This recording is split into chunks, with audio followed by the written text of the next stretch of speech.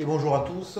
Donc aujourd'hui dans cette vidéo, nous allons voir comment donc écrire une fraction sous la forme d'un entier et d'une fraction inférieure à 1. Donc j'ai mis deux cas. C'est la même technique, mais donc on va voir, vous verrez, ça diffère légèrement. La première, donc on va prendre la première qui est 8 sixièmes, qui est en fait une fraction qu'on peut réduire. On va voir ça après. Donc 8 sixièmes.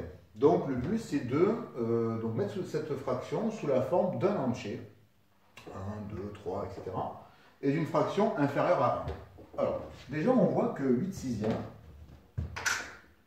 le numérateur est supérieur au dénominateur. Ce qui veut dire que cette fraction va être supérieure à 1. D'accord?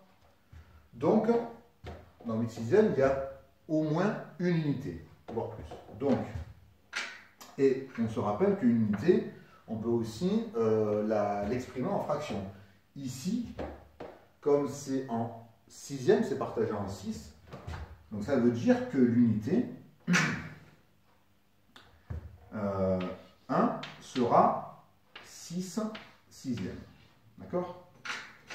Donc, on va prendre cette fraction, on va la décomposer. Donc, on sait qu'il y a au moins une unité qui correspond à 6 sixièmes.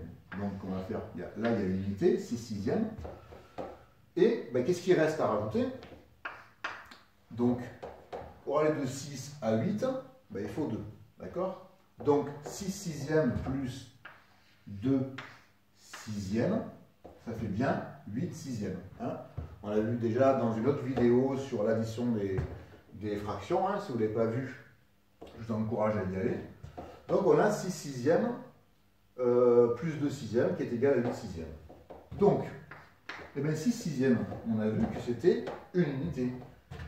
Donc, 6 sixièmes, ça vaut 1. Plus 2 sixièmes. La fraction inférieure à 1. Et cette fraction est bien inférieure à 1, puisque le numérateur est maintenant inférieur au dénominateur. Par contre, qu'est-ce que vous remarquez? Eh bien oui, le 2 sixièmes, on peut le réduire. Donc on garde 1 toujours, hein, parce qu'on veut une fraction sous la forme d'un entier. Ici, ça va être 1, plus. Et 2 sixièmes, on remarque que 2 et 6 sont tous les deux dans la table de 2. D'accord? Parce que 2 fois 1, ça fait 2, et 2 fois 3, ça fait 6. Donc, si on divise des deux côtés, au numérateur et au dénominateur par, si on divise deux côtés par 2, ce qui est possible, d'accord? Ici par 2 et en haut par 2. On retrouve ici, donc ça fait 1, hein, la moitié de 2 c'est 1, et la moitié de 6 c'est 3. D'accord? Donc, 8 sixièmes, c'est 1 plus 2 sixièmes, mais c'est aussi 1 plus 1 tiers. Donc voilà. Le deuxième cas, c'est 14 cinquièmes. Alors c'est la même technique. Hein. Ce qu'on voit ici, donc 14 cinquièmes, on va faire pareil, c'est que le numérateur est supérieur au dénominateur. Donc 14 cinquièmes est plus grand que 1. D'accord? Alors, dans 14 cinquièmes, déjà, donc on peut dire qu'il y a au moins une unité. D'accord? Donc l'unité, ici c'était un sixième, donc unité ça vaut 6 sixièmes. Ici c'est un cinquième, donc une unité vaut 5 cinquièmes. Donc ici on a au moins une unité. 5 cinquièmes. Comme ici, on va faire pareil. Donc 5 pour aller à 14, ça fait 9. 9 cinquièmes. Mais attention, 9 cinquièmes. Si on marque 9 cinquièmes pour ça, plus 9 cinquièmes, hop, 9 cinquièmes, on s'aperçoit aussi que 9 cinquièmes est aussi supérieur à 1, puisque 9 le numérateur est supérieur au dénominateur. Donc on peut aussi dire qu'il y a encore une unité dans le 9 cinquièmes. Donc, pas besoin de mettre un 9 cinquièmes tout de suite. On va rajouter encore une unité, c'est-à-dire 5 cinquièmes.